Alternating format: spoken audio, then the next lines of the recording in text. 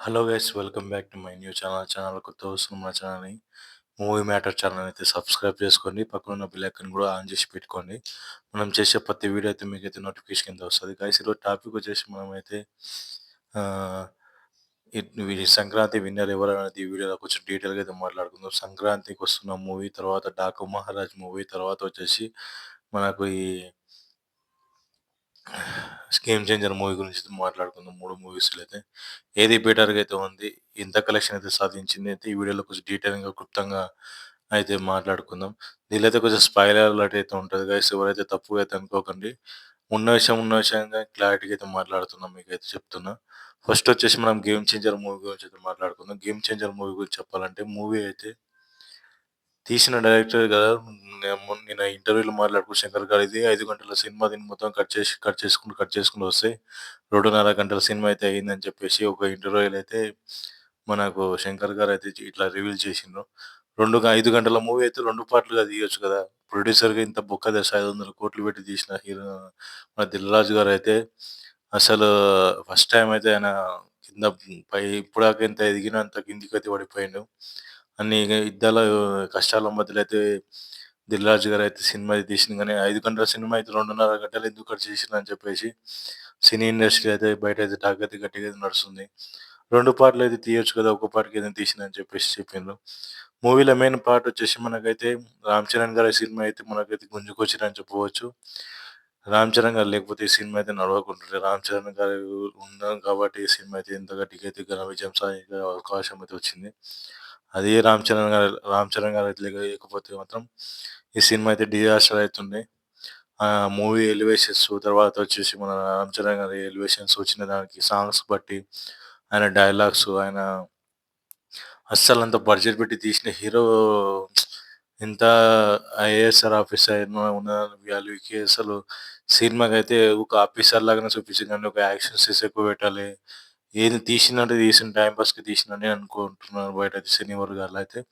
వాళ్ళైతే చాలా అంటే చాలా పెద్ద మైనస్ అయితే పడ్డది. సినిమా అయితే డిజాస్టర్ అయిపోయింది. 'శంకర్' గారు సరిగ్గా తీయలేక అన్నీ చేసిండ్రు. అన్నీ కొన్ని కొన్ని ఇంక పాత స్టోరీసే రిపీట్ చేసుకుంటూ అయితే ఉన్నారు. మనకైతే 'శంకర్' గారైతే. ఇంక 'శంకర్' గారి మూవీస్, 'శంకర్' గారైతే మూవీ తీయడం బంద్ చేస్తే బాగుంటదని చెప్పేసి సినిమా ఇండస్ట్రీ వారైతే అంటున్నారు. మీరేమనుకుంటుర్రో కింద కామెంట్ సెక్షన్‌లో మనకైతే కామెంట్ చేయండి. 'శంకర్' గారి మూవీస్ అయితే ఇంక ఏ మంచి మూవీ అయితే రాబోతుందా?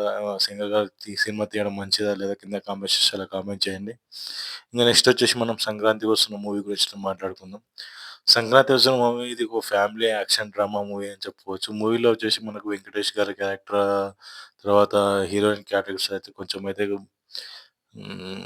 స్లోగానే ఉంటదని అనుకుంటాం. సినిమా అయితే అంత గొప్పగా అయితే నాకైతే ఏమి అనిపియలే గాయ్స్. కామెడీ సీన్స్ దాన్ని బట్టి తప్ప సినిమా అయితే అంత ఏం 'అనిల్ రావిపూడి' గారైతే ఎఫ్2, ఎఫ్3 లాగానే కొంచెం డౌన్ అయిందని చెప్పవచ్చు. 'అనిల్ రావిపూడి' గారైతే మనకైతే 'బాలకృష్ణ' సినిమా, 'బాలకృష్ణ' గారి సినిమాతోటి మొత్తం అయితే ఇప్పటికి డౌనే ఉన్నారు. ఆయన అంత హైప్ ఇచ్చే సీన్స్ అయితే ఇప్పటివరకైతే సినిమా అయితే తీస్తలేరు. అన్ని కామెడీ జోనర్‌లో వెళ్తది కానీ సినిమాకైతే అంత ఇది అయితే నాకైతే అనిపియలే. ఇంగ సినిమాలో ఆ పిల్లల యాక్టింగ్, ఆ పిల్లాడి యాక్టింగ్ అయితే నెక్స్ట్ లెవెల్ అయితే ఉంది. సాంగ్స్ పరంగా అయితే సాంగ్ అయితే గుడ్ అయితే బాగుందని చెప్పవచ్చు. ఇంగ సాంగ్స్ చేసిన యాక్టర్ మన 'డీజే టిల్లు' వాళ్ళ డ్యాడీ క్యారెక్టర్ చేసిన ఆయన కూడా బాగా చేసిండని చెప్పవచ్చు. దీనిలో అన్నీ సపోర్టింగ్ క్యారెక్టర్స్ అయితే అన్నీ ఉన్నప్పటికీ దీనిలో మొత్తం ఇంగ ప్రతిసారి ఇదే గెలుస్తదని అనిల్ రావిపూడి గారైతే అనుకుంటారు గానీ, సినిమా అయితే ఓకే. ఓకే అయితే ఉంది. జస్ట్ అంత హైలైట్ అయితే ఏం లేదని చెప్పవచ్చు. సినిమాలో అయితే సాంగ్స్ పరంగా, సినిమా పరంగా అయితే మూవీ అయితే చూడొచ్చని చెప్పవచ్చు. ఒక్కసారి చూడొచ్చు. One time watchable movie. అంత హైలైట్ అయిందని చెప్పేసి నేనైతే చెప్తలేను. ఇంక నెక్స్ట్ వచ్చేసి మనం మాట్లాడే మూవీ వచ్చేసి మనకి 'డాకు మహారాజ్' మూవీ. ఈ 'డాకు మహారాజ్' మూవీ గురించి మాట్లాడాలంటే మూవీ అయితే ఎక్స్ట్రార్డినరీ ఉన్న మూవీ గైస్. ఎట్లా ఉంటదంటే మనకు బాలకృష్ణ గారి ఎంట్రీ సీన్, ప్రతి సీన్ అయితే మాత్రం నెక్స్ట్ లెవెల్ అయితే ఉండబోతుంది. ఆయన చేసే ప్రతి క్యారెక్టర్‌లో ఆయన వచ్చిన 10 నిమిషాలు, 20 నిమిషాలకోసారి గుంసం స్టఫ్ అయితే ఉంటది. ఆయన ఫైట్ సీన్స్, ఆయన యాక్షన్ సీన్స్ మాత్రం నెక్స్ట్ లెవెల్‌లో ఉంటాయి. ఆ తర్వాత ఆ తోటి పాటు మనకు తమన్ బీజీఎం కూడా రఫ్ ఆడిచ్చిందని చెప్పవచ్చు. బాలకృష్ణ గారి డైలాగ్స్ నెక్స్ట్ లెవెల్ పెరిగినని చెప్పవచ్చు. ఆయన ఒక్కొక్క సీన్స్ మాత్రం ఇరగదీసిండని చెప్పొచ్చు బాలకృష్ణ గారు. ఈ సినిమా ఒక పాప స్టోరీ అనేది ఇంటర్వెల్ వరకు నడుస్తది. ఇంటర్వెల్ తర్వాత ఒక నీడి స్టోరీ అయితే నడుస్తది 'డాకు మహారాజ్‌ది'. స్టోరీ పరంగా, దీని పరంగా అయితే మూవీ అయితే ఎక్సలెంట్‌గానే ఉందని చెప్పుకోవచ్చు. ఈ సినిమా మొత్తంలో నాకు బెస్ట్ అనిపించింది మన బాలకృష్ణ గారి మూవీ అని చెప్పుకోవచ్చు. ఇట్లా అంటుర్రు తప్పుగా అనుకోను. నేను కూడా 'రామ్ చరణ్' అంటే ఇష్టం. కానీ నేనైతే మూవీ పరంగా అయితే మూవీ అయితే డిజాస్టర్ అయితే ఇది 'శంకర్' గారు తీసిన సినిమా ఇది. అదైతే మాత్రం అస్సలు నచ్చలేదు. సంక్రాంతికి వస్తున్న మూవీ కంటిన్యూ‌గా అయితే అనిల్ రావిపూడి గారిది కంటిన్యూ‌గా అయితే సేమ్ రిపీట్ స్టోరీస్ తీస్తున్నాడు.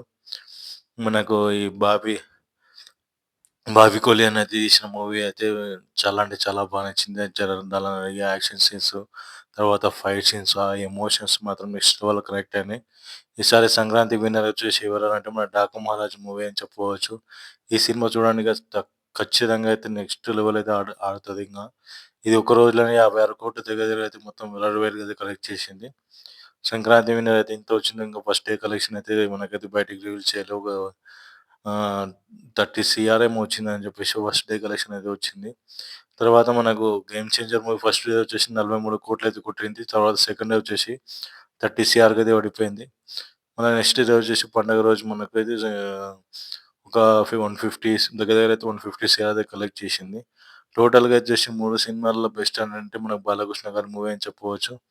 ఓకే గైస్, మీ ఈ వీడియో ఇంతే గైస్, మీకు నచ్చినట్టయితే లైక్ చేయండి. మా ఛానల్ కొత్తగా వస్తే మా ఛానల్ సబ్స్క్రైబ్ చేసుకొని పక్కనున్న బెల్ ఐకాన్ కూడా ఆన్ చేసి పెట్టుకొని మనం చేసే ప్రతి వీడియో అయితే మీకు నోటిఫికేషన్ వస్తది. సబ్స్క్రైబ్ చేసుకొని సపోర్ట్ చేయండి. మన మూవీ రివ్యూస్ ఛానల్‌కి అయితే సపోర్ట్ చేయండి. Thank you for watching guys.